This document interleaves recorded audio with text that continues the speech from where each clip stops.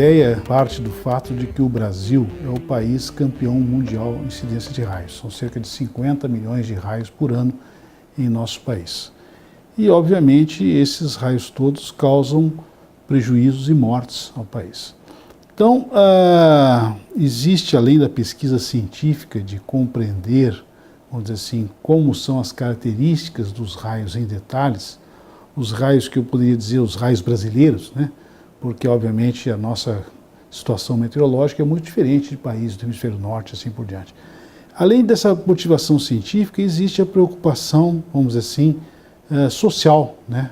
De tentar contribuir para minimizar, ao menos, os prejuízos e as mortes. E, nesse sentido, a gente precisa conhecer a variabilidade dos raios, quer dizer, como que os raios se comportavam no passado, como se comportam no presente, e, a partir daí, poder entender um pouquinho ou estimar como eles vão ser no futuro. E essa é a ideia do projeto temático da FAPESP, estudar a variabilidade na ocorrência de raios no Brasil.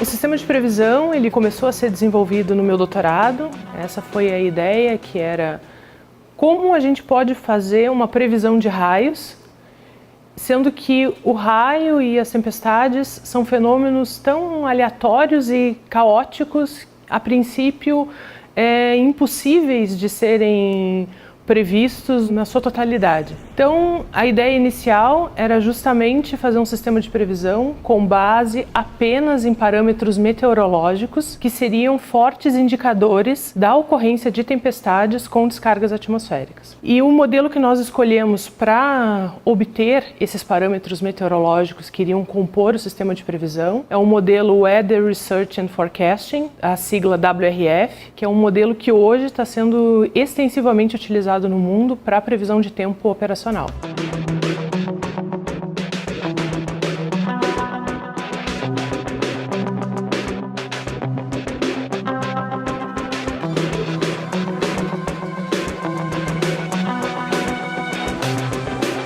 Previsão é sempre uma coisa sujeita a erro, faz parte do processo de previsão, ninguém acerta 100%.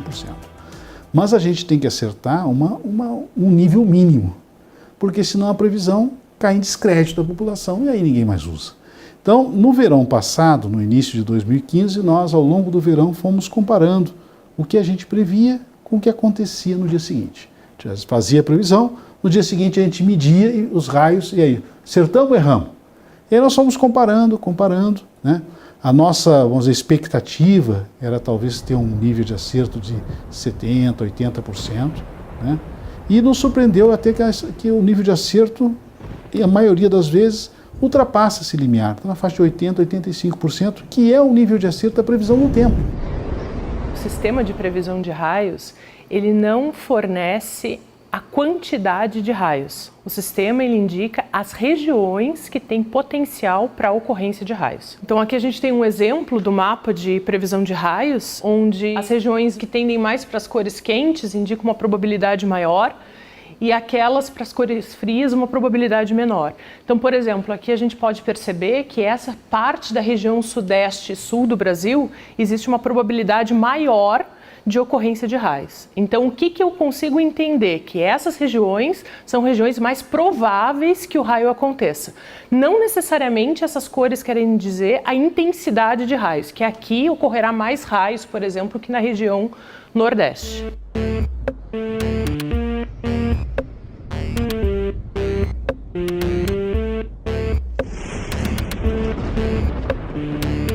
Nós vamos ter que levar essa informação para todo brasileiro, fazer com que ele se conscientize a respeito desses riscos dos raios, para que a gente possa, num horizonte talvez de 5 a 10 anos, reduzir esse número de 100, 110, 120 mortes por ano para talvez 20 mortes por ano.